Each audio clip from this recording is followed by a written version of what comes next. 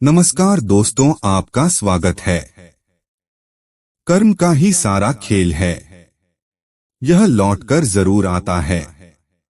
कर्म पर भरोसा रखो। अगर तुमने कभी किसी के साथ कुछ गलत नहीं किया तो वह कभी भी तुम्हारे साथ कुछ गलत नहीं होने देगा।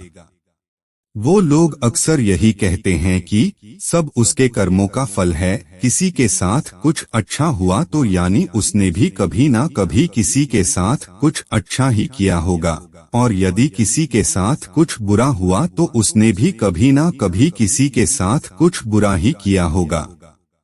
कर्मों के फल से कोई भी इंसान कभी नहीं बच सकता। आज नहीं तो कल हमारे कर्मों का फल हमें मिलता ही है। एक बार की बात है, एक पहाड़ पर एक कुटिया थी और उस कुटिया पर एक गुरु और उसका शिष्य रहा करते थे। शिष्य जवान था और उसके गुरु बूढ़े हो गए थे। उस गुरु को बहुत सारी सिद्धियां प्राप्त थी और उनकी सिद्धि हर जगह प्रसिद्ध थी। वह वहां के लोगों में इतनी ज्यादा प्रचलित थी कि लोग उनकी शक्तियों से भली भांति परिचित थे। वह ध्यान में बहुत ही ज्यादा लीन रहते थे। कई बार वह दो तीन दिनों तक ध्यान में बैठे रहते थे। वह कुछ खाते पीते भी नहीं थे। उनके ध्यान की शक्ति की खास बात यह थी कि वह ध्यान करते करते भविष्य देखने में सक्षम थे। एक बार ऐसे ही वे ध्यान में लीन थे तो एकाएक देखते हैं कि अगले 8 दिनों बाद उनके शिष्य की मृत्यु तय है, और यह भविष्य देखकर वह अत्यधिक व्यथित हो जाते हैं, परेशान होते हैं। उनका ध्यान एकाएक भंग हो जाता है। वह सारी बातों को सोचकर घबरा जाते हैं और सोच में डूब जाते हैं कि मेरे शिष्य के पास जीवन के केवल 8 ही दिन शेष हैं। इसके बाद गुरु अपने शिष्य के पास जाते हैं और उसे कहते हैं कि मैं सोच रहा हूँ कि तुम अगले 7 दिनों के लिए अपने परिवार के पास उनके गांव में मिलने के लिए चले जाओ। यह बातें सुनकर उनका शिष्य बहुत ज्यादा खुश हो जाता है।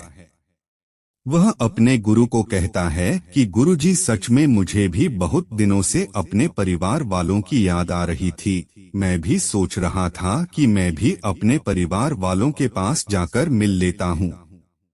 गुरु ने शिष्य से कहा, लेकिन 8वें दिन शाम तक वापस आ जाना। शिष्य ने कहा, गुरुजी, आप अपना ध्यान रखना और आश्रम का कोई काम मत करना, क्योंकि आप काफी बुजुर्ग हो गए हो। मैं वापस आकर सारे काम कर दूंगा।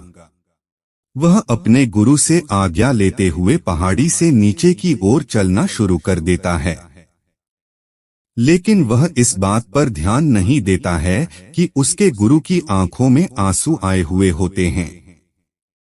वह चलते चलते पहाड़ से जैसे ही नीचे एक समुंदर के पास पहुंचता है तो देखता है कि एक रेत के टीले के पास चींटियों का घर था और उस घर से बहुत सारी चींटियां बाहर की तरफ आ रही थी और बहुत सारी चींटियां अंदर की तरफ जा रही थी। चींटियां आपस में बार बार टकराकर अपनी दिशा को खो देती थी और उसके बाद फिर से इधर उधर चलना शुरू कर देती थी। यह देखकर उस शिष्य को बहुत ज्यादा आनंद आ रहा था, लेकिन वह एकाएक देखता है कि समुद्र की लहरें बहुत तेजी से उफान खा रही थी और शिष्य को समझ आ जाता है कि कुछ ही पलों के अंदर यह सारा पानी चींटियों के घर में घुसकर उनका घर को तोड़ देगा और इसकी वजह से बहुत सारी चींटियों की जान चली जाएगी। वह अपनी समझदारी दिखाते हुए अपने ऊपर वाले वस्त्रों को खोलता है और उसके अंदर रेत भरकर एक तरह की चारदीवारी उस चींटियों के घर के ऊपर बना देता है। चारदीवारी इस तरह से बनाता है कि समुद्र से आने वाला पानी उनके घर तक न पहुंच सके। साथ ही साथ वह अपनी समझदारी दिखाते हुए एक तरह की नाली बनाता है, जिसकी वजह से समुद्र की तरफ से आने वाला पानी उस नाली में बहकर दोबारा समुद्र में जा सके। अपनी समझदारी की वजह से वह बहुत सारी चींटियों की जान बचा लेता है और आने वाली एक नाव में बैठकर अपने घर की ओर समुद्र पार करके निकल जाता है। वह अपने परिवार से जाकर मिलता है और उसे पता भी नहीं चलता कि कैसे 7 दिन गुजर गए। उसे याद आता है कि 8वें दिन शाम तक आश्रम पहुंचना है। वह अपना सामान बांधकर सोचता है कि अगले दिन मैं अपने गुरु के पास वापस चला जाऊंगा। अगले ही दिन वह अपने गुरु के पास जाने के लिए निकल जाता है। वहां उसके गुरु कुटिया में बहुत ही ज्यादा दुखी होते हैं। उनको लगता है कि उनके शिष्य के 8 दिन पूरे हो गए, अब तक तो मेरा शिष्य इस दुनिया को छोड़कर जा चुका होगा।